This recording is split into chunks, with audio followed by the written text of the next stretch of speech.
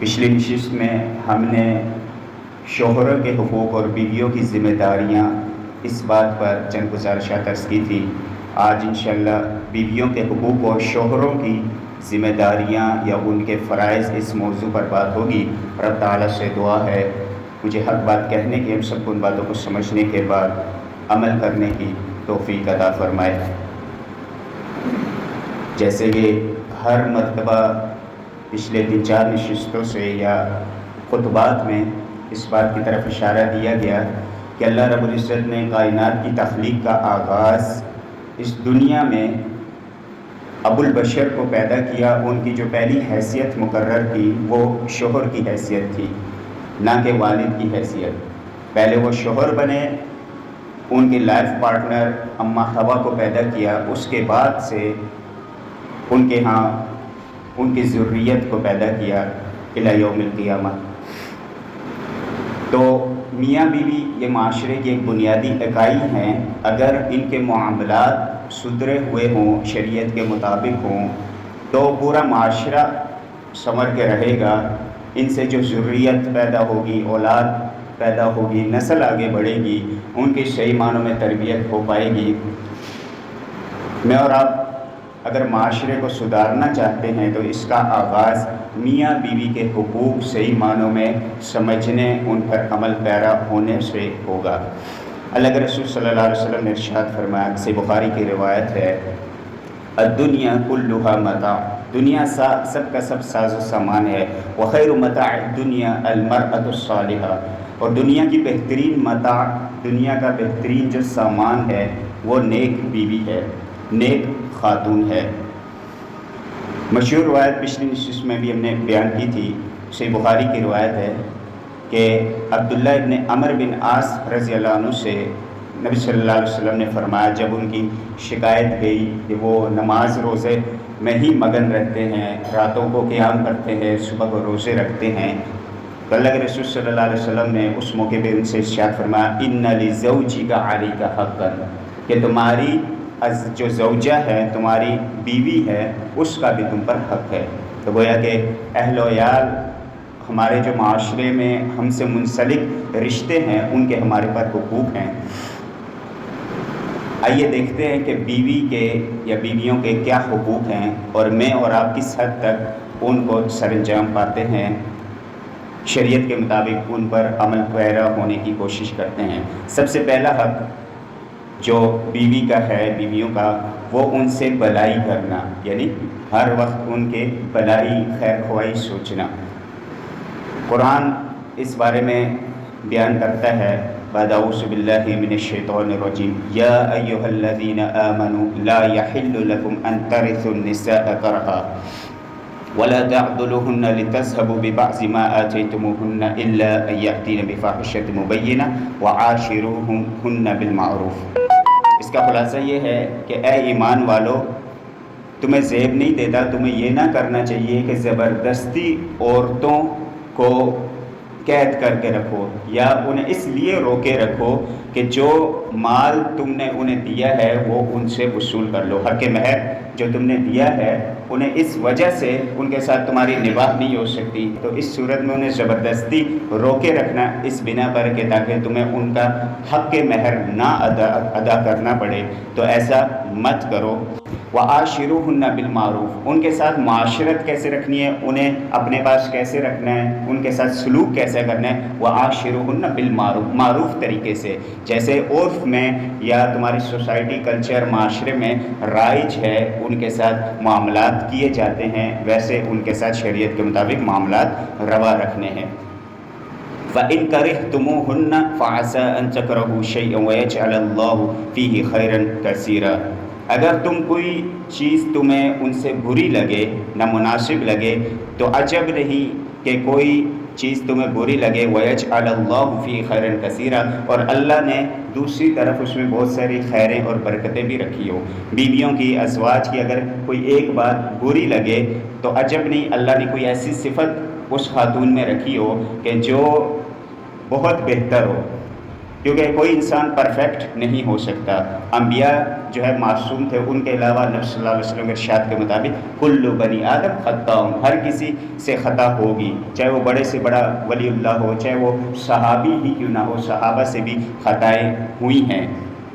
تو انبیاء کی ذات جو ہے معصوم ہوتی ہیں، ان کے علاوہ ہر کسی سے خطا ہوگی. شوہروں سے بھی غلطیاں ہو سکتی ہیں اور بیویوں سے بھی خطائیں ہو سکتی ہیں. تو فرمایا کہ اگر تمہیں ان کی کوئی بات بری لگے تو ہو سکتا ہے وہ بات جو بری لگے اس کے مد مقابل کوئی ایسی بات ان کی ہو جو بہت ہی بہتر ہو.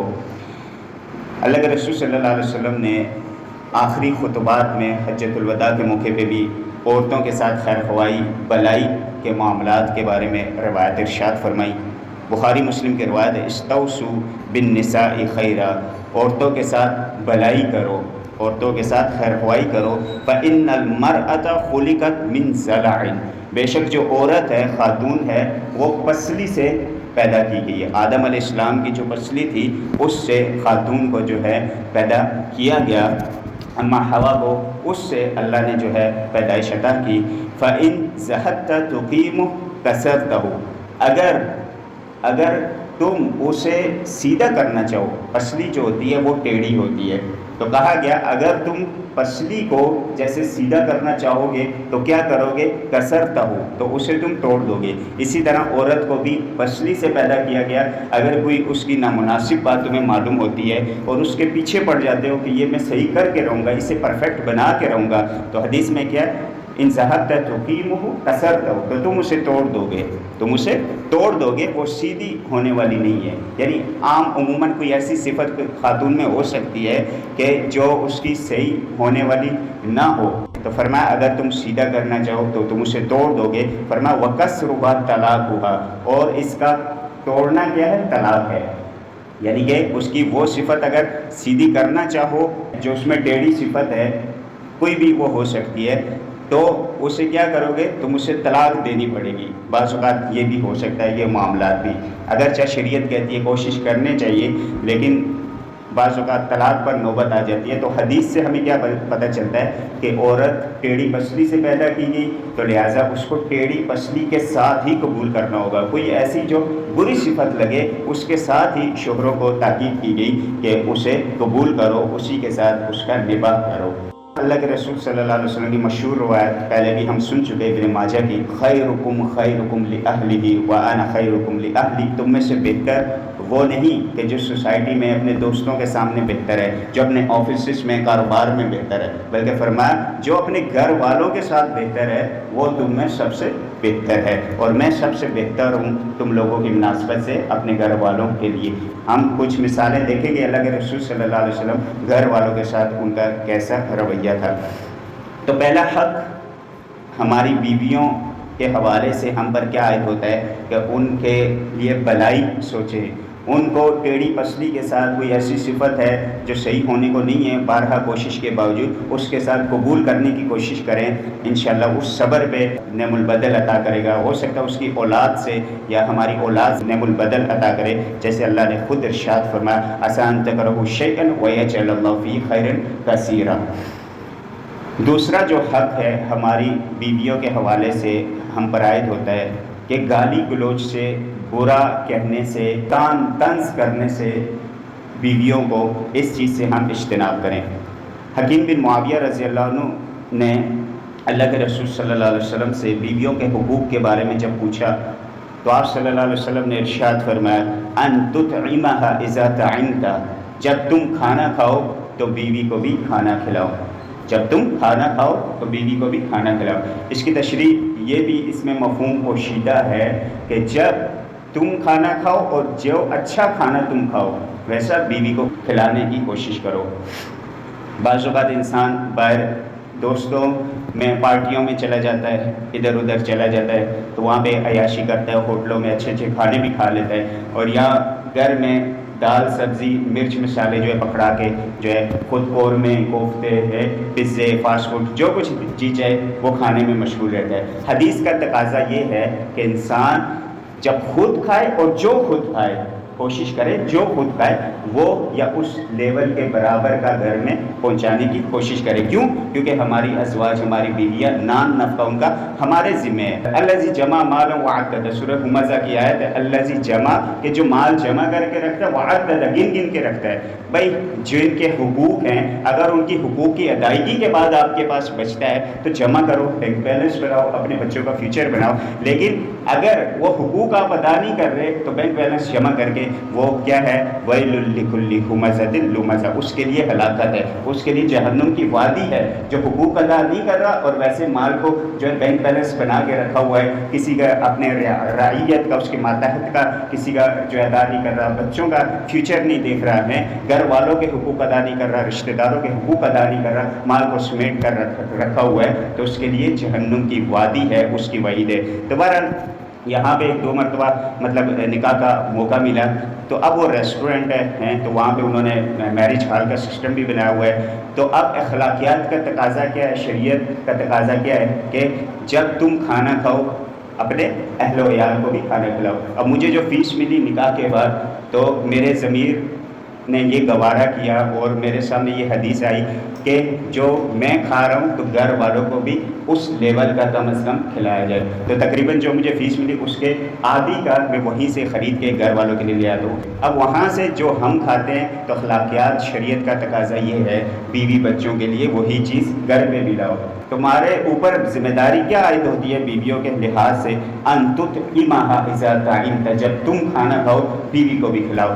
اور اس کے مفہوم میں نے عرض کیا جو تم کھاؤ وہ کوشش کرو وہی اس کو کھلاؤ یا اس سے ملتا جلتا اس لیول کا کھانا کھلاؤ. وَتَكْسُوهَا إِذَا اكْتَسَيْتَ، جب تم پہنو تو بیوی کو بھی پہناؤ. جب تم اپنے لیے شاپنگ کرو، کپڑا خریدو، ویسے اس میں تو ہماری ازواج جو ہے بیویاں ہم سے آگے ہی ہوتی ہیں عام طور پہ، کیونکہ مردوں کو اتنی فکر نہیں ہوتی سوٹوں کے حوالے سے. لیکن بہرحال بعض اوقات یہ ہوتا ہے کہ اس میں ہم سے کمی کوتاہی ہو جاتی ہے.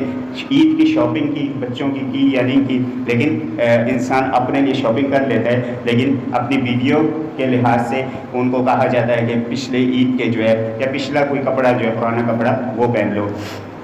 تو حدیث کیا کہتی ہے؟ وَتَكْسُوهَا إِذَا اكْتَسَيْتَ، جب تم پہنو ان کو بھی پہناؤ. مطلب اپنے لیے جب کپڑا خریدو تو اپنی زوجہ کے لیے بھی خریدو. وَلَا تَضْرِبِ الْوَجْهَ، اور جب مارنے کی نوبت ہے، ویسے تو عام روٹین میں مارنا جائز ہی نہیں ہے، اس کے اسٹیپ درجے قرآن نے جو بیان کیے وہ ہم نے پہلے پچھلی نشست میں بھی بیان کیے تھے کہ پہلے اسے قطع تعلقی کرے، قطع مطلب کلام بند کرے، بستر الگ کر دے ہے اسی گھر میں، ایسا نہیں کہ میں کے بیچ دیا، اور پھر جا کے آخر میں مارنے کی نوبت آئے گی وہ بھی مسواک سے، نہ کہ ڈنڈے سے، نہ کہ کسی بڑے درخت کو پکڑ کے مارنا شروع ہو جائے. تو فرمایا وَلَا تَضْرِبِ الْوَجْهَ، مارنے کی نوبت آ بھی گئی تو کیسے مارنا ہے؟ چہرے پر نہیں مارنا، چہرے پر نہیں مارنا. وَلَا تُقَبِّحْ، اور برا بلا نہیں کہنا.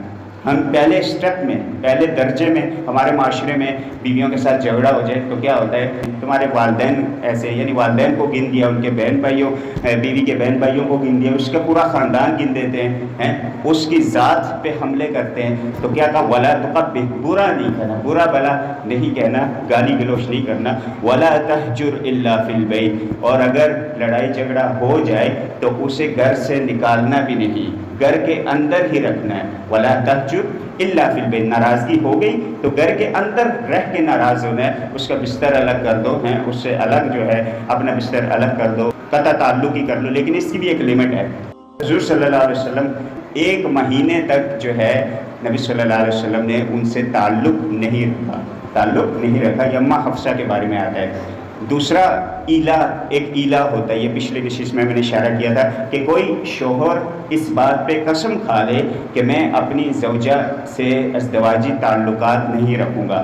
اس بات پہ اگر کوئی شوہر قسم کھا لے تو اس کی لمٹ شریعت نے مقرر کر دی ہے، 4 ماہ تک ازدواجی تعلقات ترک کر سکتے ہو. اس سے زیادہ ترک کرنے کا شریعت نے منع کر دیا ہے کہ اگر اس سے زیادہ تم کرنا چاہتے ہو تو پھر یا تو جب اسے رخصت کر دو، طلاق دے دو، لیکن اس سے زیادہ ازدواجی تعلقات تم ترک نہیں کر سکتے اپنی زوجہ کے ساتھ.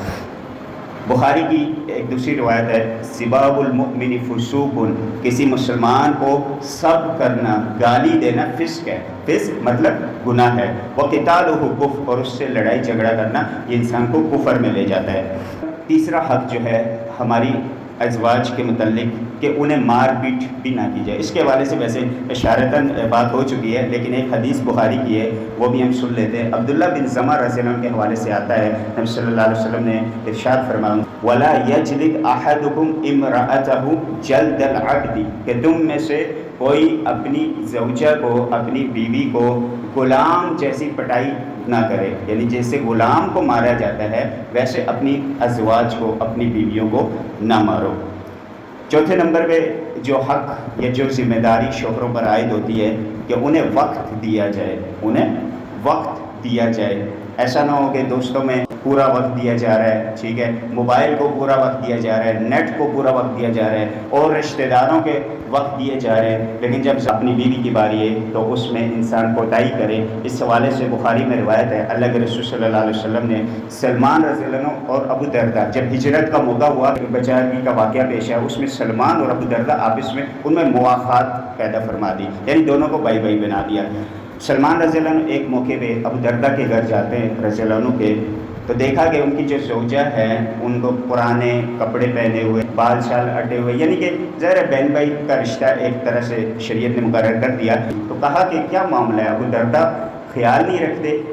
انہوں نے کہا ابو دردہ کو دنیا سے کوئی مطلب نہیں ہے، نماز روزہ زکوٰۃ حج تمام فرائض پورے کرتے ہیں، یعنی کہ شریعت کے تمام تقاضوں کو پورا کرتے ہیں، بلکہ بڑھ چڑھ کے کرتے ہیں، لیکن میری طرف یا دنیا کی طرف ان کو کوئی مطلب نہیں ہے. سلمان رضی اللہ عنہ نے ویٹ کیا، انتظار کیا، جب ابو دردہ آئے کھانا تیار ہو گیا، کھانے میں بیٹھے، ابو دردہ رضی اللہ عنہ سے سلمان رضی اللہ عنہ نے ارشاد فرمایا چلو کھانا کھاتے ہیں.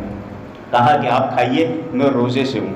سلمان رضی اللہ عنہ نے قسم کھا لی کہ نہیں، جب تک تم میرے ساتھ کھانا نہیں کھاؤ گے میں بھی نہیں کھاؤں گا. اب سلمان بھائی چارگی بھی ہے ان میں، تو ایک طرح سے مہمان بن کے بھی گھر میں آئے، تو ان کو اصرار کیا ابو دردہ کو. ابو دردہ رضی اللہ عنہ نے روزہ توڑ دیا، نفلی روزے کا حکم ہے کہ وہ اگر مہمان آئے یا کوئی ایسا موقع ہو تو اس میں توڑا جا سکتا ہے. ابو دردہ رضی اللہ عنہ نے روزہ توڑ دیا اور ان کے ساتھ کھانے میں شامل ہو گئے. رات کو سلمان رضی اللہ عنہ نے انہی کے ہاں قیام فرمایا. جب رات کا پہلا وقت جو ہے داخل ہوا، سلمان رضی اللہ عنہ لیٹنے کو تشریف لے گئے اور ادھر ابو دردہ مصلی بچھانے کی کوشش میں لگ گئے کہ میں نوافل پڑھنا شروع.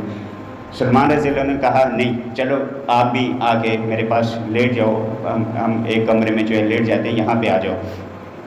اب ظاہر مہمان بھی ہے، مواخات بھی ہے، انہوں نے کہا ٹھیک ہے، وہ آ کے لیٹ گئے، یعنی شروع کے نوافل نہیں پڑھے پہلی رات. جب آخری پہر ہوا سلمان رضی اللہ عنہ خود بھی اٹھے، انہیں بھی ارشاد فرمایا کہ چلو اب آخری پہر داخل ہو گیا، اب جو ہے ہم اللہ کی عبادت کرتے ہیں، نوافل پڑھتے ہیں، تہجد پڑھتے ہیں. اور پھر آپ نے وہ بات ارشاد فرمائی ان لنفسک علیک حقا، تمہارے نفس کا بھی تم پر حق ہے، تمہاری زوجہ کا بھی تم پہ حق ہے. صبح ابو دردہ نے رضی اللہ عنہ نے نبی صلی اللہ علیہ وسلم سے یہ باتیں ارشاد کی کہ سلمان نے یہ معاملات میرے ساتھ کیے، میرے مہمان تھے تو میں نے بھی ہاں میں لائی. تو آپ صلی اللہ علیہ وسلم نے فرمایا صدق سلمان نے سچ کہا کہ صرف اللہ کے حقوق، اللہ کے حق یہ بھی ہے کہ جس نے تم پر حقوق العباد کو عائد کیا، ان حقوق العباد کو عائد کرو گے، ان پر بھی عمل کرو گے تو تب صحیح معنوں میں تم نے گویا اللہ کا حق ادا کیا. پہلے حدیث گزری خیرکم لاہلی وانا خیرکم لاہلی، تم میں سے بہتر ہوا جو اپنے گھر والوں کے ساتھ بہتر ہو.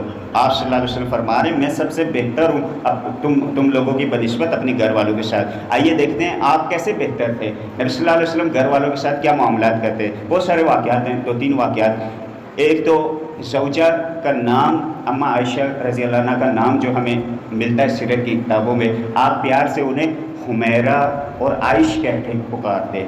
عائشہ نام تھا، عائش کہہ کے بھی پکارتے. یہ آپ کی پیار شفقت کا نتیجہ تھا یا اس بنا پر آپ جو ہے یہ ارشاد فرماتے. اسی طرح ابو داؤد کی مشہور روایت ہے، آپ حضرات کے علم میں بھی ہے، ایک سفر کے موقع پہ صحابہ سے ارشاد فرمایا تم لوگ آگے چلو، اور آپ اپنی زوجہ حضرت عائشہ رضی اللہ عنہ کے ساتھ موجود ہے. کہا کہ چلو دوڑ لگاتے ہیں. اس وقت اماں عائشہ رضی اللہ عنہ کی چھوٹی عمر تھی، یعنی ابتدائی جو ہے ازدواجی زندگی میں آپ داخل تھیں، تو ان کا گوشت پوشت یعنی جسم اتنا فربا یا موٹا نہیں تھا، تو نارمل تھی. تو دوڑ کا مقابلہ ہوا، اللہ کے رسول صلی اللہ علیہ وسلم دوڑ کے مقابلے میں اماں عائشہ کو شامل کیا اور حضرت عائشہ رضی اللہ عنہ جیت گئی. حضرت عائشہ رضی اللہ عنہ جیت گئی۔ کچھ عرصے بعد جب آپ کی عمر تھوڑی زیادہ ہو گئی حضرت عائشہ رضی اللہ عنہ کی، اور اسی طرح نبی صلی اللہ علیہ وسلم کو پھر موقع ملا ایک موقع پر، اور صحابہ کو آگے پیچھے کر دیا اور پھر کہا چلو دوڑ لگا دیں۔ پھر دوڑ کا مقابلہ ہوا، اس موقع پہ نبی صلی اللہ علیہ وسلم دوڑ کا مقابلہ جیت گئے اور فرمایا حاذہ تلک بتلک، کہ اس کے بدلے میں آج میں جیت گیا، اس وقت تم جیت گئی تھی آج میں جیت گیا۔ تو اب اس کا مطلب یہ نہیں کہ ہماری گلیوں روڈوں پر جو ہے دوڑ کے مقابلے شروع ہو جائیں، جیسے وہ گیم بھی ہے، دوڑ کے مقابلے میں خواتین بھی ہمارے مطلب شامل ہوتی ہے، تو اس سے مراد یہ نہیں، بلکہ ایک انفرادی حیثیت سے جہاں دوسرے بشر یعنی پردے کا باقاعدہ اہتمام ہو، کسی کے خوب بڑا جو ہے صحن ہے اس میں دوڑ کا مقابلہ ہو گیا، یا کوئی بالکل ایسا گراؤنڈ ہے ارد گرد آبادی کم ہے وہاں میاں بیوی کے دوڑ کا مقابلہ ہو گیا، تو اس کی گنجائش ہے۔ پھر اسی طرح عائشہ رضی اللہ عنہ کے حوالے سے آتا ہے، آپ خود بیان کرتی ہے، جب میں پانی پیتی میرے خاص ایام بھی ہوتے، پانی پیتی نبی صلی اللہ علیہ وسلم وہی پانی کا برتن مجھ سے لیتے، جہاں میں نے منہ لگایا ہوتا وہیں سے منہ لگا کر آپ صلی اللہ علیہ وسلم پانی نوش فرماتے۔ ہڈی آپ کو ران، بکری کی جو ران ہوتی ہے اس کے جو ڈانگ ہوتی ہے ران ہوتی ہے وہ بہت پسند تھی، دستی جسے کہتے ہیں، تو جب میں وہ کھا رہی ہوتی تو جہاں سے میں نے چھوڑا ہوتا اللہ کے رسول صلی اللہ علیہ وسلم میرے ہاتھ سے لے کے وہیں پر جو ہے اپنے دانت مبارک لگا کر وہاں سے گوشت جو ہے تناول فرماتے۔ ایک موقع پہ اب عائشہ کی عمر 9 سال میں آپ کی رخصتی ہو گئی، ظاہر چھوٹی عمر تھی، ٹوائس کھلونے بھی آپ کے پاس ہوا کرتے تھے، دیکھا کہ گھر میں تھوڑا ہوا ہوئی، پردے کے پیچھے کھلونے رکھے تھے، پردے کے پیچھے حضرت عائشہ رضی اللہ عنہ کے کھلونے موجود تھے، چھوٹی عمر میں آپ کی رخصتی ہوئی، ظاہر ہے ان کھلونوں میں نبی صلی اللہ علیہ وسلم نے پوچھا کہ یہ کیا ہے، یہ کیا چیزیں رکھی ہیں، کہا کہ یہ میرے کھلونے ہیں، میں ان سے کھیلتی ہوں، تو ان میں ایک گھوڑا بھی تھا، گھوڑے کے جو ہے ہاتھ بھی تھے مطلب کپڑے کے بنے ہوئے اور اس کے پر بھی تھے، نبی صلی اللہ علیہ وسلم کو اما عائشہ نے کہا کہ یہ میرا گھوڑا ہے، فرمایا کہ اس کے یہ پر ہیں، گھوڑوں کے کیا پر ہوتے ہیں؟ تو حضرت عائشہ رضی اللہ عنہ نے جواب دیا، اللہ کے رسول صلی اللہ علیہ وسلم کیا آپ نے سنا نہیں کہ سلمان علیہ السلام کے گھوڑوں کے پر تھے؟ تو نبی صلی اللہ علیہ وسلم یہ سن کر کھلکھلا کر اتنے ہنسے کہ آپ کے جو داڑھ مبارک یعنی دندان مبارک جو ہے ظاہر ہو گئے۔ یہ نبی صلی اللہ علیہ وسلم کے گھر کی گھریلو زندگی ہے جو اما عائشہ سے ہم تک ٹرانسفر ہوئی، ہمیں ملی، ام سلمہ سے، بہت ساری ازواج سے ہمیں آپ صلی اللہ علیہ وسلم کی گھریلو زندگی ہمیں معلوم پڑتی ہے۔ تو یہ میں اور آپ اپنا محاسبہ کریں، خیرکم لیہلی، ہم اپنے گھر والوں کے ساتھ کس درجے کا، کس حد تک بہتر ہے۔ ہمارے چاہے مردوں کی بات ہو عورتوں کی، دونوں طرف سے بعض اوقات یہ معاملہ ہوتا ہے، گھر میں مرد داخل ہو، مرد کے جو چہرے پر 12 بج رہے کہ بھائی میں تھکا ہارا گھر آیا ہوں، خواتین جو ہمیں ویلکم کرنے کے بجائے، پرانی جو عورتیں ہوتی تھیں ہمارے آباء و اجداد کی جو ہے وہ بالکل استقبال کی نیت سے استقبال بھی کرتی تھیں، اور جب شوہر گھر سے روانہ ہوتے تو وہ آیت الکرسی یا دعاؤں کے ساتھ اپنے شوہروں کو روانہ کیا کرتی تھیں، اس لیے جو ہے برکتیں، رحمتیں، سب چیزوں کا نزول ہوتا رہا۔ اسی طرح 5 نمبر پہ جو حق عائد ہوتا ہے ہم پر ہماری ازواج سے متعلق، کہ جس طرح میں اور آپ نماز پڑھتے ہیں، روزہ رکھتے ہیں، شریعت پہ عمل کرنے کی کوشش کرتے ہیں، ان سے بھی یہ کام کروائیں۔ کیوں؟ کیونکہ وہ ہماری ماتحت ہے، رعیت میں ہے، اور نبی صلی اللہ علیہ وسلم نے ارشاد فرمایا کلکم راع وکلکم مسئول عن رعیتہ، تم میں سے ہر کوئی راعی ہے، راعی کہتے ہیں چرواہے کو، چرواہا، اور اس کے جو ماتحت ریوڑ ہوتا ہے اس سے پوچھا جاتا ہے، اگر ریوڑ کی کوئی بکری ادھر چلی گئی، کسی اور کے گھاس میں چلی گئی، اس سے پوچھا جائے گا تم نے خیال کیوں نہیں رکھا؟ تو فرمایا کہ کل قیامت کے دن ہر کوئی تم میں سے مسئول ہے، اس کے ماتحت لوگوں کے متعلق سوال ہوگا، بچوں کے متعلق سوال ہوگا۔ اذان ہو رہی تھی، موبائل میں لگا ہوا تھا، ایک بار بھی تم جو ہے خود تہجد گزار ہو، نماز پڑھنے والے ہو، کبھی نماز کا اپنے بچے کو کہا بیگم جو ہے کچن میں مصروف ہے، تم نے کہا چلو میں جا کے نماز پڑھ کے آتا ہوں، گرم گرم کھانا کھا لوں گا، مجھے اور کیا چاہیے؟ کل قیامت کے دن پوچھا جائے گا، اذان ہو گئی، نماز کا وقت ہوا، بیگم کو ایک بار بھی تم نے کہا کہ تم نماز پڑھ لینا، یا نماز کی نگرانی کی کہ آیا تم نے نماز پڑھی ہے نہیں پڑھی؟ نہیں، ہمیں کھانا وقت پہ ملے، ہمیں جھاڑو پوچھا صفائی وقت پہ ملے لیکن نماز بیگم پڑھے نہ پڑھے اس کا ہیڈیک ہے، اس کا سر درد ہے، ایسی بات نہیں ہے۔ کلکم رائن، ہر کسی سے اس کے ماتحت لوگوں کے بارے میں پوچھا جائے گا۔ اللہ نے ارشاد فرمایا یا ایھا الذین آمنوا قوا انفسکم واہلیکم نار، خود کو آگ سے بچاؤ اور اپنے گھر والوں کو بھی بچاؤ۔ گھر والوں کو نہیں بچا رہے تو آپ کو صحیح معنوں میں محبت نہیں ہے، آپ کو جو ہے بچوں کا فیوچر کے بارے میں آپ پریشان ہیں تو یہ دنیا کے محبت ہے۔ اگر صحیح معنوں میں آپ کو محبت ہے بچوں سے تو آخرت کی بھی ان کی آپ کو فکر ہونی چاہیے۔ چھٹے نمبر پہ بیویوں پر خرچ کرنا۔